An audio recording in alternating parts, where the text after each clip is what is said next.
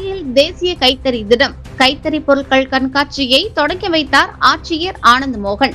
நெல்லை மாவட்ட ஆட்சியர் அலுவலக வளாகத்தில் தேசிய கைத்தறி தினத்தை முன்னிட்டு கைத்தறி ஆடைகள் மற்றும் கைத்தறி உற்பத்தி பொருட்கள் கண்காட்சி நடைபெற்றது. மாவட்ட ஆட்சியர் ஆனந்த் மோகன் குத்துவிளக்கேற்றி கண்காட்சியை தொடங்கி வைத்து அரங்கில் இடம்பெற்றிருந்த பல்வேறு கைத்தறி ஆடைகள் மற்றும் உற்பத்தி பொருட்களை பார்வையிட்டார். கோஆப்டெக்ஸ் மற்றும் மாவட்ட நிர்வாகம் இணைந்து ஏற்பாடு செய்துள்ள இந்த கண்காட்சி தேசிய கைத்தறி தினத்தை முன்னிட்டு நடத்தப்பட்டுள்ளது. மாவட்டத்தில் செயல்பட்டு வரும் கோஆப்டெக்ஸ் விற்பனை நிலையங்களில் கைத்தறி பொருட்களுக்கு 30% தள்ளுபடி அறிவிக்கப்பட்டுள்ளதுடன் குறிப்பிட்ட பொருட்களுக்கு சிறப்பு சலுகைகளும் வழங்கப்படுகின்றன.